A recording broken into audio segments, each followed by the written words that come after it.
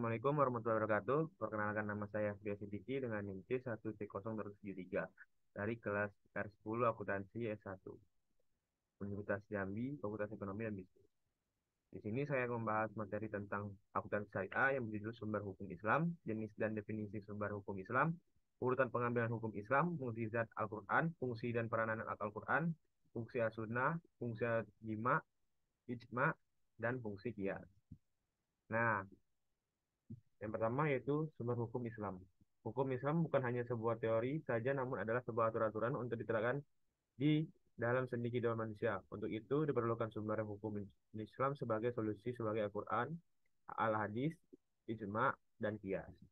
Kedua yaitu jenis dan definisi sumber hukum Islam. Ajaran Islam yaitu segala sesuatu yang melahirkan aturan yang mempunyai kekuatan yang bersifat mengikat, yang menjadikan dasar pedoman acuan syariat Islam. Islam bersumber dari Al-Quran dan Al-Hadis. Al-Quran adalah sumber hukum yang utama dari semua ajaran syariat Islam. Yang ketiga yaitu urutan pengambilan hukum Islam.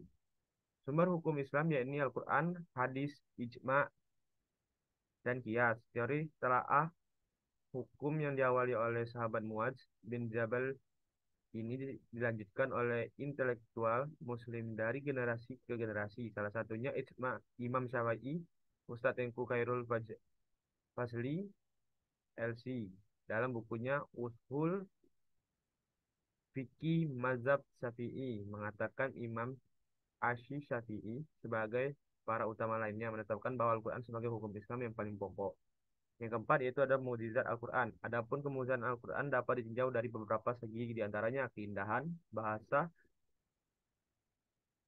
munasabah, berita gaib, informasi sejarah, ilmu pengetahuan, hukum, dan bilangan. Yang kelima ada fungsi dan peranan Al-Quran. Dalam kehidupan manusia, Al-Quran memiliki beberapa fungsi seperti yang berikut, yaitu sebagai Al-Huda, sebagai petunjuk. Yang kedua itu sebagai Al-Furqan atau pemisah. Yang ketiga sebagai Asyifa atau obat. Dan yang keempat itu sebagai Al-Mau'izah, sebagai nasihat. Enam yaitu fungsi As-Sunnah.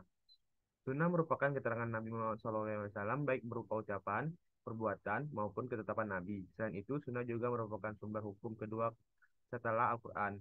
Hal ini demikian disebabkan adanya perbedaan sifat, yaitu Al-Quran bersifat katil al-wurud, sedangkan Sunnah bersifat dalil al-wurud. Sementara fungsi Sunnah terdiri terhadap Al-Quran adalah pertama, Sunnah berfungsi sebagai penguat atas apa yang dibawa Al-Quran. Kedua, fungsi Sunnah sebagai penjelas tabiin atas apa yang terdapat dalam Al-Quran. Yang ketujuh, yaitu fungsi ijma.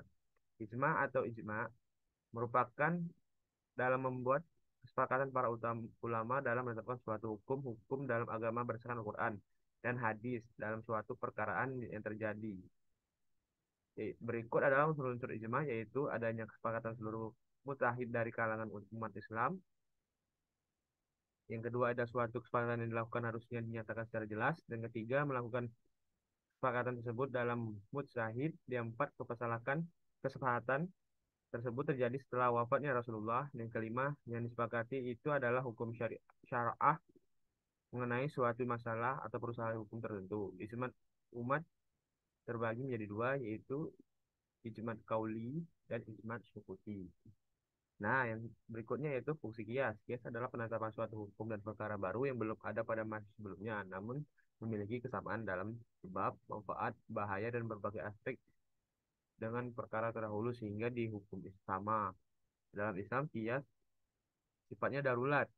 Bila memang terdapat hal-hal yang ternyata belum ditetapkan pada masa-masa sebelumnya, rukun kias ada empat, yaitu al-ash pokok, al-fa'ru cabang, hukum al-ash, dan ilah. Berikut yang dapat saya sampaikan, lebih dan kurang saya mohon maaf. Wabillahi taufiq wal hidayah. Wassalamualaikum warahmatullahi wabarakatuh.